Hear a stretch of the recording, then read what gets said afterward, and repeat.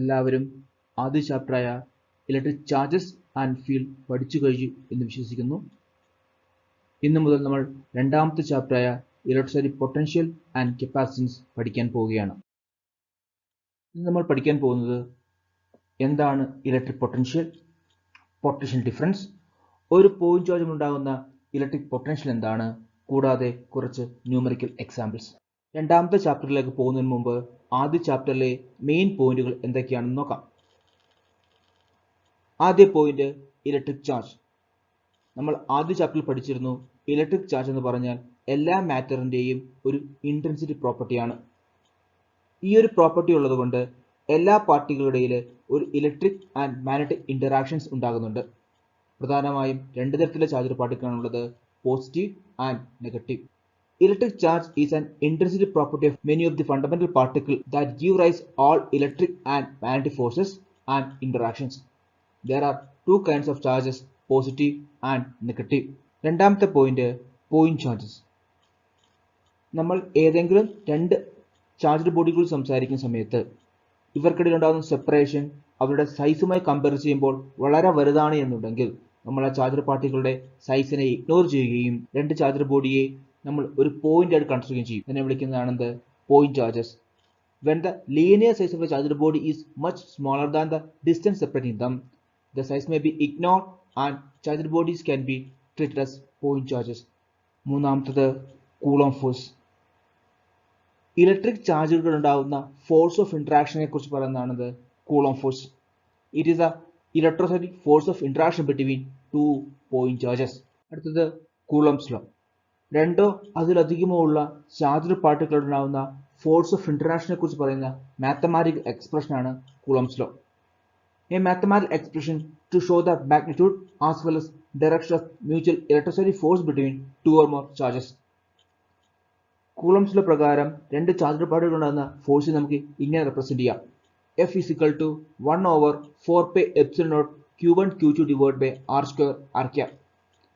ഈ ഇക്വേഷനിൽ Q1ഉം Q2ഉം ചാർജ്ഡ് പാർട്ടിക്കിളുടെ ചാർജിന്റെ മാഗ്നിറ്റ്യൂഡിനെ കാണിക്കുന്നു. R റെപ്രസെന്റ് ചെയ്യുന്നത് ആ രണ്ട് ചാർജ്ഡ് പാർട്ടിക്കിളിലെ സെപ്പറേഷനെയാണ്. Epsilon is the permeability of free space. അവസാനം കാണുന്ന ആർ ക്യാപ് ഇലക്ട്രോസ്റ്റാറ്റിക് ഫോഴ്സിന്റെ ഡയറക്ഷനെ കാണിക്കുന്നു. അടുത്തത് ഇലക്ട്രിക് ഫീൽഡ്. ഒരു ചാർജ്ഡ് പാർട്ടിക്കിളിന് ചുറ്റും അതിന്റെ ഫോഴ്സ് ഓഫ് ഇന്ററാക്ഷൻ എക്സ്പീരിയൻസ് ചെയ്യാൻ പറ്റുന്ന റീജിയനെ വിളിക്കുന്ന പേരാണ് electric field. The space around a charge where its influence may be experienced by other charged bodies. അതല്ലെങ്കിൽ ഒരു ഇലക്ട്രിക് ഫീൽഡ് എന്ന് പറഞ്ഞാൽ ഒരു യൂണിറ്റ് ചാർജിന് മേൽ ആക്ട് ചെയ്യപ്പെടുന്ന ഇലക്ട്രോസ്റ്റാറ്റിക് ഫോഴ്സ് ആണ്. Unit newton per coulomb. ആദ്യ ചാപ്റ്ററിലെ മെയിൻ പോയിന്റുകൾ എന്തൊക്കെയാണ് നമ്മൾ നോക്കിക്കഴിഞ്ഞു. രണ്ടാം ചാപ്റ്ററിലേക്ക് വരുന്നു.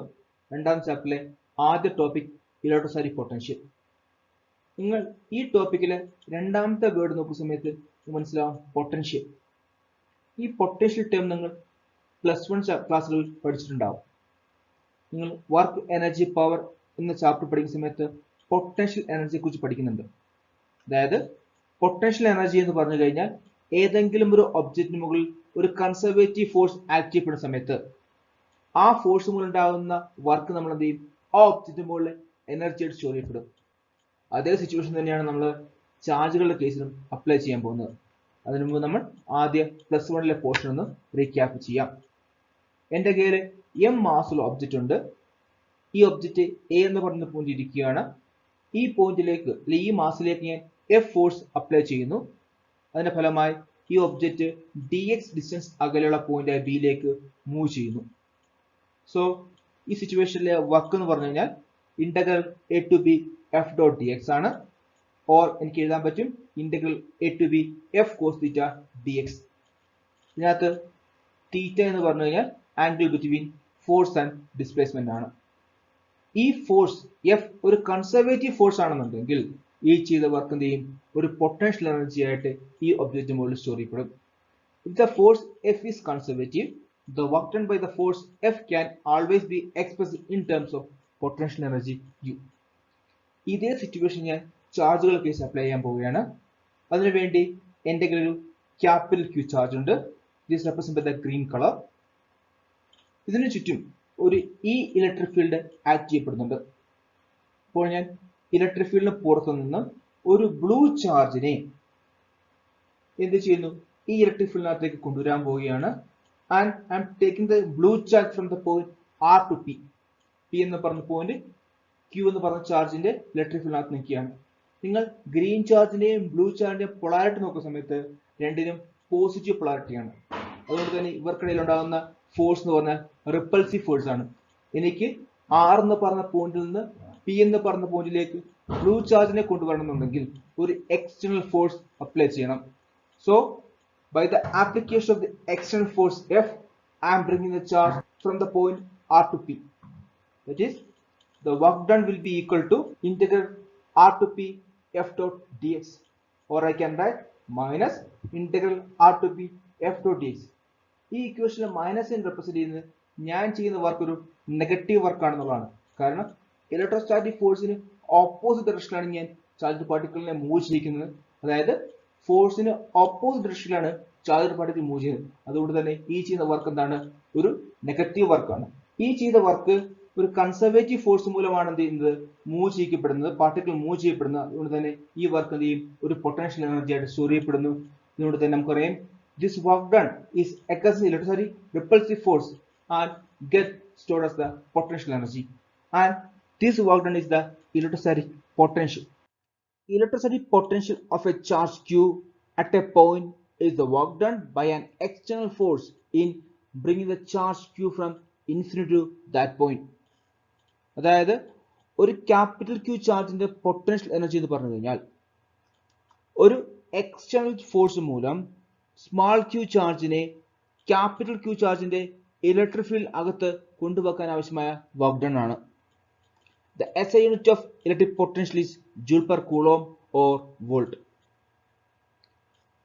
രണ്ട് പോയിന്റുകൾക്കിടയിൽ ഉണ്ടാകുന്ന പൊട്ടൻഷ്യൽ ഡിഫറൻസ് എന്ന് പറഞ്ഞു കഴിഞ്ഞാൽ ഈ രണ്ട് പോയിന്റുകൾക്കിടയിൽ കൂടെ ഒരു യൂണിറ്റ് ചാർജിനെ മൂവ് ചെയ്യിക്കാൻ ആവശ്യമായ വർക്ക് ഡൺ ആണ്. Potential difference between any two point P and R is given by Vp minus Vr, which will be equal to work done from the point R to P divided by Q0, which will be equal to Up minus Ur divided by Q0. From this equation, I can calculate the work done between the point R and P. That is, work done between the point R and P will be equal to Q0 into Vp minus Vr. From all this, we can conclude that electric potential energy difference between 2 points are the work required to be done by an external force in moving charge q from one point to another for electric field of any arbitrary charge configuration. അടുത്തതായി ഒരു point ചാർജിനുണ്ടാകുന്ന potential എന്താണെന്ന് derive ചെയ്യാൻ പോവുകയാണ്.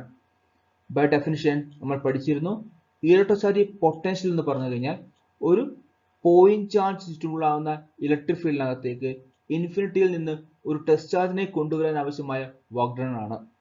That is, electrostatic potential V at a point P in an electric field of a point charge Q is the amount of work done in bringing unit test charge from infinity to that particular point against the repulsion of the field. So, ആദ്യം എനിക്കൊരു point charge വേണം. Here I have the point charge capital Q. ഞാൻ ഈ ചാർജിൽ നിന്ന് R distance അകലെയായ point പിയിലെ electrostatic potential എന്താണെന്ന് കണ്ടുപിടിക്കാൻ പോവുകയാണ്. അതിനുവേണ്ടി ഇൻഫിനിറ്റിയിൽ നിന്ന് ഒരു ടെസ്റ്റ് ചാർജിനെ ഞാൻ പി എന്ന് പറഞ്ഞ പോയിന്റിലേക്ക് കൊണ്ടുവരും. So that I am bringing a test charge from infinity to the point P and the point P located inside the electric field of the capital Q charge. ഇൻഫിനിറ്റിയിൽ നിന്ന് ഒരു ടെസ്റ്റ് ചാർജിനെ കൊണ്ടുവരുന്ന സമയത്ത് ഇൻ ബിറ്റ്വീൻ ഒരു point ഞാൻ consider ചെയ്യുന്നു P dash. ഈ പി ഡാഷ് എന്ന് പറഞ്ഞ point R dash distance away from the Q. P dash എന്ന് പറഞ്ഞ പോയിന്റ് ക്യാപിറ്റൽ ക്യൂ ടെസ്റ്റ് ചാർജിൽ നിന്ന് ആർ ഡാഷ് അവേ അകലെയാണ്. So the electrostatic force at the point P dash will be equal to 1/4πε0 q divide by R dash square. ഈ P dash എന്ന് പറഞ്ഞ പോയിന്റിൽ നിന്ന് ടെസ്റ്റ് ചാർജിനെ ഞാൻ ഒരു ഡെൽറ്റ ആർ ഡിസ്റ്റൻസ് ടുവേർഡ്സ് ക്യൂവിലേക്ക് മൂവ് ചെയ്യിക്കുന്നു. ഈ മൂവ്മെന്റ് ഞാൻ ചെയ്യുന്നത് ഒരു എക്സ്റ്റേണൽ ഫോഴ്സിന്റെ സഹായത്തോടെയാണ്. കൂടാതെ ഈ മൂവ്മെന്റ് നടക്കുന്ന സമയത്ത് ഞാൻ ഒരു വർക്ക് ചെയ്യപ്പെടുന്നു. ആ വർക്കിനെ ഞാൻ ഡെൽറ്റ ഡബ്ല്യു എന്ന് വിളിക്കുന്നു. That is, the work against the electrostatic force from r dash to r dash plus delta r is delta w, and delta w will be equal to minus 1 over 4 pi epsilon naught q divided by r dash square into delta r dash. Here we are doing the work against the electrostatic force. It is a negative work, so that this minus sign indicate we are doing a negative work. Now from this point P dash, I am moving the charge towards the P, so that the total work done W will be equal to minus integral infinity to R 1 by 4 pi epsilon naught Q divided by R dash square dr. On doing the integration, I will got answer as minus 1 by R. Integrate സമയത്ത് എനിക്ക് ഉത്തരം കിട്ടുന്നു 1 by R. By putting the answer in the equation, we will get W will be equal to 1 over 4 pi epsilon naught Q divided by R. So this is the work done, and this work done will be stored as the potential energy of this field. And equation നോക്കുന്ന സമയത്ത് 1 over 4 pi epsilon naught ഒരു constant ആണ്, Q ഒരു constant ആണ്, R value മാത്രമാണ് ഒരു variable. So this work done is inversely proportional to R. Thus electric potential due to a point charge is spherically symmetric, and it depends only on the distance of observation point from the charge and not on the direction from the charge. ഇനി നമ്മൾ ഒന്നിൽ കൂടുതൽ ചാർജുകൾ മൂലം ഒരു point ഉണ്ടാകുന്ന total potential എന്താണെന്ന് calculate ചെയ്യാൻ പോവുകയാണ്. That is potential due to a system of charges. ഇതിനു വേണ്ടി ഞാൻ ആദ്യം ഒരു പോയിന്റ് കൺസിഡർ ചെയ്യപ്പെടുന്നു, പോയിന്റ് പി. പി എന്ന് പറഞ്ഞ പോയിന്റിൽ നിന്ന് R1p ഡിസ്റ്റൻസ് ഉള്ള ചാർജ് ആണ് Q1, R2p ഡിസ്റ്റൻസ് ഉള്ള ചാർജ് ആണ് Q2, ആൻഡ് R3p ഡിസ്റ്റൻസ് ഉള്ള പോയിന്റ് ആണ് Q3, ആൻഡ് R4p ഡിസ്റ്റൻസ് ഉള്ള പോയിന്റ് ആണ് Q4. നമ്മൾ Q1, Q2, Q3, Q4 ചാർജുകൾ ഉണ്ടാകുന്ന ടോട്ടൽ പൊട്ടൻഷ്യൽ അറ്റ് P എന്താണെന്ന് കാൽക്കുലേറ്റ് ചെയ്യാൻ പോവുകയാണ്. ആദ്യം നമ്മൾ ഓരോ ചാർജുകൾ ഉണ്ടാകുന്ന പൊട്ടൻഷ്യൽ കാൽക്കുലേറ്റ് ചെയ്യും, അതിനുശേഷം അതിനെ സം ചെയ്യും. So the potential V1 at the point P due to charge Q1 is 1 over 4 pi epsilon naught Q1 divided by R1p. ഇതുപോലെ തന്നെ നമ്മൾ Q2, Q3, Q4 ചാർജുകൾ ഉണ്ടാകുന്ന പൊട്ടൻഷ്യൽ കാൽക്കുലേറ്റ് ചെയ്യപ്പെടുന്നു. That is, potential due to the second charge Q2 at point P is V2 will be equal to 1 over 4 pi epsilon naught Q2 divided by R2p, and potential due to the charge Q3 at point P, that is V3 will be equal to 1 over 4 pi epsilon naught Q3 divided by R3p. ഇതുപോലെ തന്നെ Q4 charge ഉണ്ടാകുന്ന potential എഴുതാൻ പറ്റും.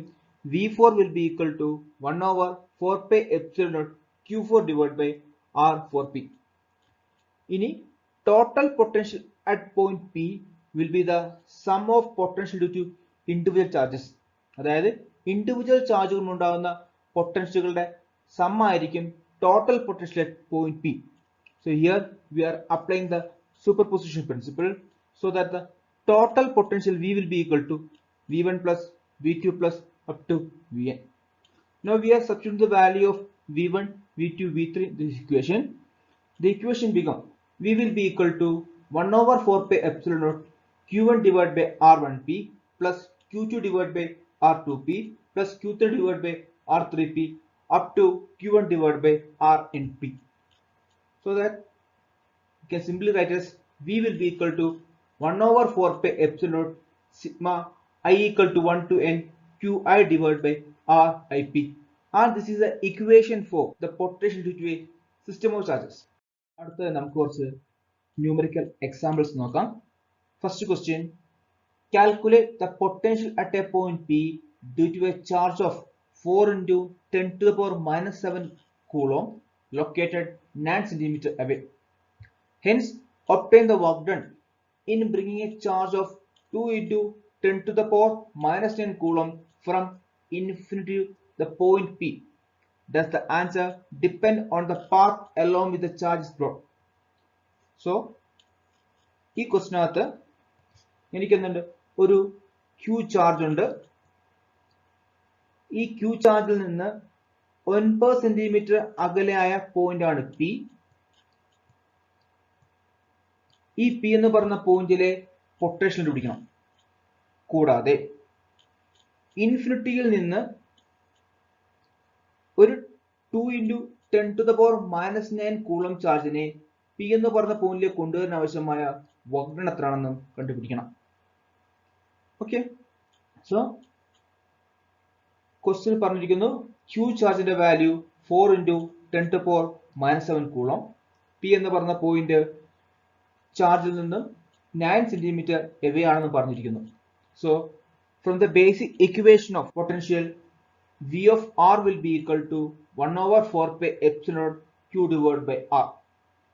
ഞാൻ തന്നിരിക്കുന്ന values എല്ലാം ഈ ഇക്വേഷനിൽ സബ്സ്റ്റിറ്റ്യൂട്ട് ചെയ്യുകയാണെന്നുണ്ടെങ്കിൽ equation become 9 × 10⁻9 into 4 × 10⁻7 divided by 9 × 10⁻2. So on doing the mathematical operation എനിക്ക് ആൻസർ കിട്ടും 4 × 10⁻4 വോൾട്ട്. രണ്ടാമത്തെ പാർട്ടിൽ എനിക്ക് എന്ത് ചെയ്യണം, ഇൻഫിനിറ്റിയിൽ നിന്ന് 2 × 10⁻⁻9 കൂളോമിനെ കൊണ്ടുവരാൻ ആവശ്യമായ വർക്ക് കണ്ടുപിടിക്കണം. So work will be equal to Q × V. ഇവിടെ Q എന്ന് പറഞ്ഞാൽ ചാർജ് ആണ്, V എന്ന് പറഞ്ഞാൽ ആ പർട്ടിക്കുലർ പോയിന്റിലെ പൊട്ടൻഷ്യൽ ആണ്. തൊട്ട് മുന്നത്തെ സ്റ്റെപ്പിൽ നമ്മൾ പൊട്ടൻഷ്യൽ കണ്ടുപിടിച്ചു. That is potential will be equal to 4 × 10⁻4 volt. ഞാൻ തന്നിരിക്കുന്ന വാല്യൂസ് ഇക്വേഷൻ സബ്സ്റ്റിറ്റ്യൂട്ട് ചെയ്യുന്ന സമയത്ത് ഇക്വേഷൻ ബിക്കം 2 × 10⁻9 into 4 × 10⁻4. മൾട്ടിപ്ലൈ ചെയ്യുന്ന സമയത്ത് ഉത്തരം കിട്ടും 8 × 10⁻5 joule. And this is the work done. രണ്ടാമത്തെ ചോദ്യം, 2 charges 3 × 10⁻8 coulomb and -2 × 10⁻8 coulomb are located 15 cm apart. At what point on the line join the two charges is the electric potential is 0? Take the potential at infinity to be 0. ഈ ക്വസ്റ്റ്യനിൽ എനിക്ക് രണ്ട് charge ഉണ്ട്, 3 × 10⁻8 കൂളോമ്പും -2 × 10⁻8 കൂളോമ്പും. ഈ രണ്ട് ചാർജുകൾ 15 centimetre സെപ്പറേഷനിൽ വെച്ചിരിക്കുന്നു. അടുത്തതായി ഈ രണ്ട് പോയിന്റ് ചാർജുകളെ പരസ്പരം കണക്ട് ചെയ്യപ്പെടുന്ന ലൈനിലെ ഒരു പോയിന്റിൽ ഇലക്ട്രിസിറ്റി പൊട്ടൻഷ്യൽ 0 ആണെന്ന് പറഞ്ഞിരിക്കുന്നു. ഞാൻ ആ പോയിന്റിനെ P എന്ന് കൺസിഡർ ചെയ്യപ്പെടുന്നു. സോ P എന്ന് പറഞ്ഞ പോയിന്റ് എവിടെയാണ് എന്ന് എനിക്ക് കണ്ടുപിടിക്കണം. Just consider the figure. ഞാൻ O എന്ന് പറഞ്ഞ പോയിന്റിൽ 3 × 10⁻8 കൂളം ചാർജിനെ വെക്കുന്നു. A എന്ന് പറഞ്ഞ പോയിന്റിൽ -2 × 10⁻8 കൂളം ചാർജിനെ വെക്കുന്നു. ഈ രണ്ട് ചാർജുകളെ പരസ്പരം കണക്ട് ചെയ്യപ്പെടുന്ന ലൈനിലെ ഒരു പോയിന്റ് ആണ് P. P എന്ന് പറഞ്ഞ പോയിന്റിലെ ഇലക്ട്രിസിറ്റി പൊട്ടൻഷ്യൽ 0 ആണെന്ന് ഞാൻ അസ്യൂം ചെയ്യുന്നു. കൂടാതെ P എന്ന് പറഞ്ഞ പോയിന്റ് O യിൽ നിന്ന് x ഡിസ്റ്റൻസ് അകലെയാണ്. That is OP will be equal to x. So that PA will be equal to 15 - x. Because OA is 15 and OP is x. So you can write OA will be equal to OP plus PA. From that PA will be equal to 15 - x. P എന്ന് പറഞ്ഞ പോയിന്റിൽ potential 0 ആകണം എന്നുണ്ടെങ്കിൽ the sum of potential due to the charge at O and potential due to charge at A will be equal to 0.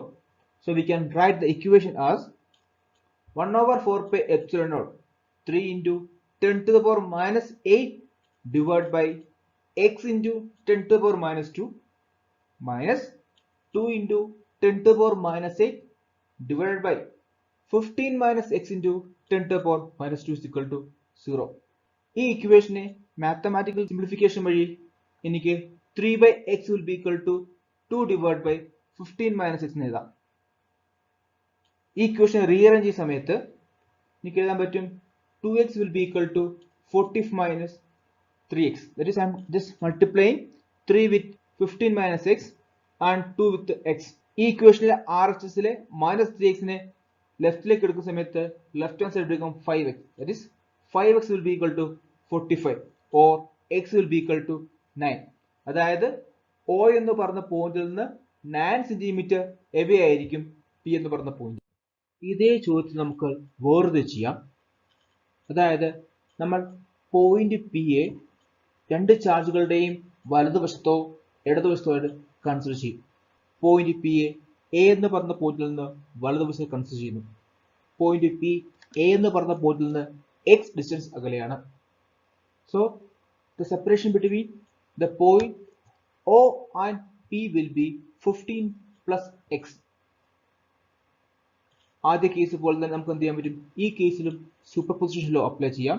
Superposition law apply ചെയ്യുന്ന സമയത്ത് എനിക്ക് equation എഴുതാം. 1/4 pi epsilon naught into 3 into 10 to the power minus 8 divided by x plus 15 into 10 to the power minus 2 minus 2 into 10 to the power minus 8 divided by x into 10 to the power minus 2 is equal to 0. ഈ ഇക്വേഷന് rearrange ചെയ്യുന്ന സമയത്ത് എനിക്ക് എഴുതാൻ പറ്റും 3 divided by x plus 15 will be equal to 2 divided by x. വീണ്ടും equation rearrange ചെയ്യുന്നു. So equation become 3x is equal to 30 plus x. ഇക്വേഷന് RHS-ലുള്ള x-നെ LHS കൊണ്ടുവരുന്ന സമയത്ത് equation become 2x is equal to 30 and x is equal to 15. അതായത് P എന്ന് പറഞ്ഞ point A എന്ന് പറഞ്ഞ പോയിന്റിൽ നിന്ന് 15 centimetre away towards the right, and the point P must be 30 centimeter away from the point O towards the right. അടുത്ത ചോദ്യം, മൂന്നാമത്തെ പ്രോബ്ലവും ഈ ക്ലാസ്സിലെ അവസാന question. A charge of 8 millicoulomb is located at the origin. Calculate the work done in taking a small charge of -2 into 10 to the power minus 10 coulomb from a point P 003 centimeter to a point Q 040 centimeter by a point R 069 centimeter. ഈ ചോദ്യത്തിൽ എനിക്ക് ഒരു 8 millicoulomb charge ഉണ്ട്. ഈ ചാർജിന്റെ electric ഫീൽഡിനകത്തുള്ള രണ്ട് point ആണ് പിയും ക്യൂവും. പി എന്ന് പറഞ്ഞ പോയിന്റിൽ നിന്ന് -2 into 10 to the power minus 10 coulomb ചാർജിനെ ഞാൻ ക്യൂ എന്ന് പറഞ്ഞ പോയിന്റിലേക്ക് കൊണ്ടുവരികയാണ് ആർ എന്ന് പറയുന്ന പോയിന്റ് വഴി. അങ്ങനെയാണെന്നുണ്ടെങ്കിൽ ഞാൻ ചെയ്യുന്ന വർക്ക് എന്താണെന്ന് കണ്ടുപിടിക്കണം. ഓക്കെ, നമ്മൾ പൊട്ടൻഷ്യൽ പഠിക്കുന്ന സമയത്ത് പറഞ്ഞായിരുന്നു ഇലക്ട്രോസ്റ്റാറ്റിക് ഫോഴ്സ് എന്ന് പറഞ്ഞാൽ കൺസർവേറ്റീവ് ഫോഴ്സ് ആണ്. അതുകൊണ്ട് തന്നെ വർക്ക് ഡൺ ഒരിക്കലും പാത്തിനെ ഡിപ്പെൻഡ് ചെയ്യുന്നില്ല. So from the basic equation of potential എനിക്ക് എഴുതാൻ പറ്റും work done will be equal to potential difference between P and Q. അതായത് work done in carrying a charge of -2 into 10 to the power minus coulomb from P to Q. പി എന്ന് പറഞ്ഞ പോയിന്റിൽ നിന്ന് Q എന്ന് പറഞ്ഞ പോയിന്റിലേക്ക് ഞാൻ ഒരു ചാർജിനെ കൊണ്ടുവരാൻ ആവശ്യമായ വർക്ക് ഡൺ ആണ് potential difference between P and Q.